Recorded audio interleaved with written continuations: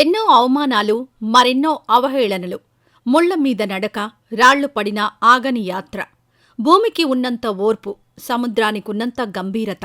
తన 15 సంవత్సరాల రాజకీయ ప్రస్థానంలో ఇవన్నీ అధిగమించి జనం మెచ్చిన రాజకీయ నాయకుడయ్యాడు.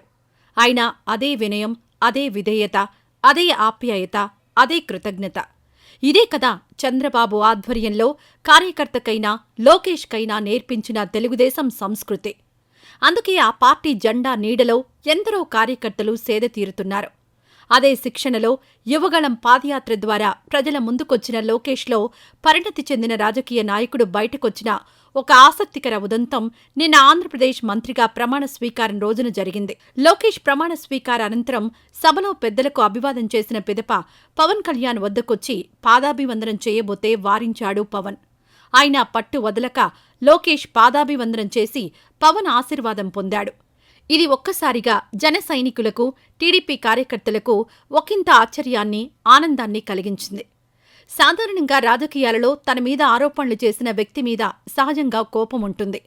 2014-19 మధ్య తెలుగుదేశం ప్రభుత్వం అధికారంలో ఉన్నప్పుడు లోకేష్ మంత్రిగా ఉన్నాడు. అప్పుడు ఒకానొక రోజు ఊహించని విధంగా పవన్ కళ్యాణ్ లోకేష్పై అవినీతి ఆరోపణ చేశాడు. అప్పటి వరకు అలా పవన్ ఆరోపణ చేస్తాడని ఎవరూ ఊహించలేదు. అదే నిదానంగా టీడీపీ జనసేన మధ్య అగాధం ఏర్పడి జనసేన టీడీపీతో విభేదించి పొత్తు నుండి వైదొలగి బీజేపీకి దగ్గరైంది. 2019 ఎన్నికల్లో జనసేన బీజేపీతో పొత్తు పెట్టుకుని వేరుగా పోటీ చేసింది. టీడీపీ ఓటమి చెంది ప్రతిపక్ష పాత్ర పోషించింది.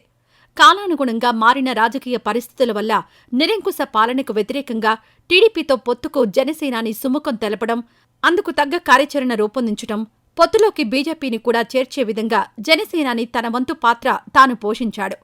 ఇప్పటి 2024 ఎన్నికల్లో సీట్ల కేటాయింపులో ఎటువంటి భేషజాలకు పోకుండా కూటమిగా నిలిచి ఏపీ చరిత్రలో అద్భుత విజయం సాధించారు.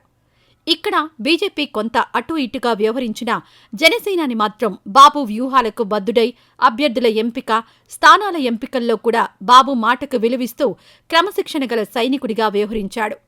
దాంతో 21+2 మొత్తం 100% జనసేన పార్టీకి ఫలితాలు దక్కాయి. అదేవిధంగా రాష్ట్రమంతా జనసేన టీడీపీ ఓట్ల షేరింగ్లో ఎక్కడా పొరపచ్చాలకు ఆస్కారం లేకుండా పోలింగ్ జరిగింది. అదే నిన్న సభలో కూడా ప్రస్ఫుటంగా కనిపించింది. చిరంజీవి, పవన్ కుటుంబాలు, చంద్రబాబు, ఎన్టీఆర్ కుటుంబాలు కలిసిమెలిసి ఒక వేడుకల సభను ఆస్వాదించారు. లోకేష్ పెద్దల పట్ల గౌరవంతో వ్యవహరించిన తీరు, పవన్ ఎడల గత కాలపు ఛాయలను మనసులో పెట్టుకోకుండా ఆయన ఆశీర్వాదం తీసుకున్న తీరు సభికులను మంత్రముగ్ధుల్ని చేసింది. ఇదే విధంగా కూటమి ఐకమత్యంతో రాష్ట్రాన్ని అభివృద్ధి బాట పట్టించాలని సర్వత్రా చర్చించుకోవడం కనిపించింది. ఈ వీడియో నచ్చితే లైక్ చేయండి, షేర్ చేయండి. మరింత సమాచారం కొరకు మా ఛానల్ను సబ్స్క్రైబ్ చేయండి.